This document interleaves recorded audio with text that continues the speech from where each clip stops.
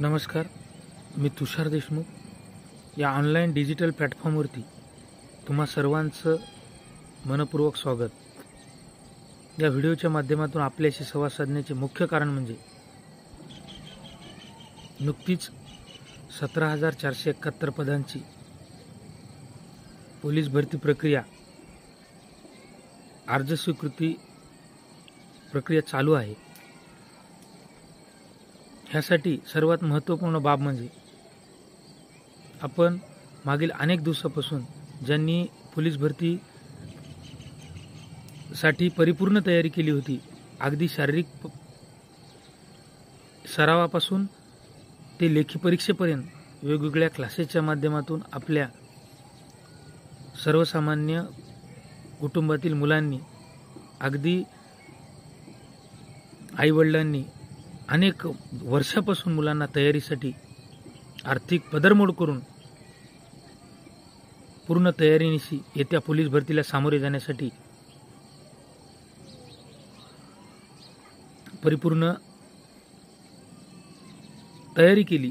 ह्यातच महत्त्वपूर्ण बाब म्हणजे आपण अनेक दिवसापासून ज्या उमेदवारांची वयोमर्यादा संपली आहे अशांसाठी अगदी या राज्याच्या दोन्ही सभागृहातील विधिमंडळ सदस्य, त्यासोबत राज्याचे सत्ताधारी मंत्री असतील व विरोधी पक्षातील असतील, यासोबतच महत्त्वपूर्ण बाब म्हणजे ज्यांच्याकडे गृह खातं आहे असे उपमुख्यमंत्री तथा गृहमंत्री व मुख्यमंत्री यांच्याकडे अनेक वेळा निवेदनाद्वारे पाठपुरावा केला आहे. अनेक वेळा प्रत्यक्ष आंदोलने झाली, मोर्चे झाले, वेगवेगळ्या माध्यमातून आपण लढा दिला आहे. मागील काळात आपल्याला वयवाढ सवलत दिली होती, परंतु ही बाब कोणीही समजून घ्यायला तयार नव्हती. 3 नोव्हेंबर 2022 रोजी 2 वर्ष वयवाढीचा GR प्रसिद्ध केला होता कोरोना कालावधीमुळे. पण त्यात सर्वात महत्त्वपूर्ण बाब म्हणजे त्या 2 वर्ष वय वाढीच्या कालावधीमध्ये बँड पथक व कारागृह पोलीस ह्या 2 पदांसाठी भरती प्रक्रियाच राबविण्यात आली नव्हती. म्हणजे एकंदरीत राज्य सरकारने, परिणामी प्रशासनाने दिलेल्या 2 वर्ष वाढीचा अर्थातच वयोमर्यादेचा कुठलाही फायदा संबंधित उमेदवारांना झाला नाही. त्यामुळे आम्ही अनेक दिवसापासून महिनी वेगवेगळ्या माध्यमातून पायाला भिंगरी बांधावी तसे लढा दिला आहे. पण कुठल्याही सत्ताधारी व प्रत्यक्ष जबाबदार लोकप्रतिनिधीने दुजोरा तर दिलाच नाही, पण कुठलेही आमच्या मागणीला गांभीर्याने घेतले नाही किंवा सहानुभूतीपूर्वक विचार केला नाही.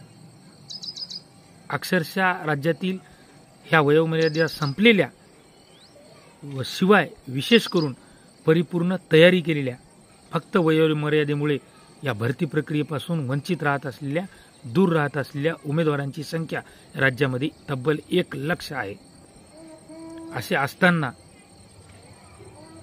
या निद्रिस्त अवस्थेत असलेल्या सरकारने अजूनही अद्यापही त्यावर निर्णय घेतला नाही. त्यामुळे मी सर्व आपल्या पोलीस भरती प्रक्रियेत असलेल्या मित्रांना एक विनंती करतो, सत्ताधाऱ्यांना अस्थिर करायचं असेल तर त्यांची सत्ता अस्थिर करावी लागते आणि सत्ता अस्थिर करण्याची वेळ आता अगदी तोंडावर येऊन टिपली आहे. कारण हा काळ आहे लोकसभेचा. या लोकसभा निवडणुकीत ज्यांनी आपल्या मागणीला गांभीर्याने घेतली नाही, ज्यांनी सहानुभूतीपूर्वक विचार केला नाही, अशा सर्वांना धडा शिकवण्याची वेळ आली आहे. त्यामुळे मी आपल्या या माध्यमातून विनंती करतोय की आपल्या राज्यातील शिक्षण, आरोग्य, शेती अशा महत्त्वपूर्ण विषयालाच न्याय देणारा, सुशिक्षित, आपल्या प्रश्नांची जाण असणारा अशाच उमेदवाराच्या पाठीमागे उभे राहायचे. आणि ज्यांनी या पोलीस भरती प्रक्रियेत सत्तास्थानी असूनही प्रत्यक्ष ते आपल्याला 2 वर्ष वयोमर्यादेची 3 नोव्हेंबर 2022च्या GRला 31 मार्च 2024 व अर्थातच आत्ता मुदतवाढ अर्ज स्वीकृतीसाठी दिल्यामुळे 15 एप्रिल 2024 पर्यंत वाढ देऊ शकली नाही अशांना धडा शिकवण्याची वेळ आली आहे.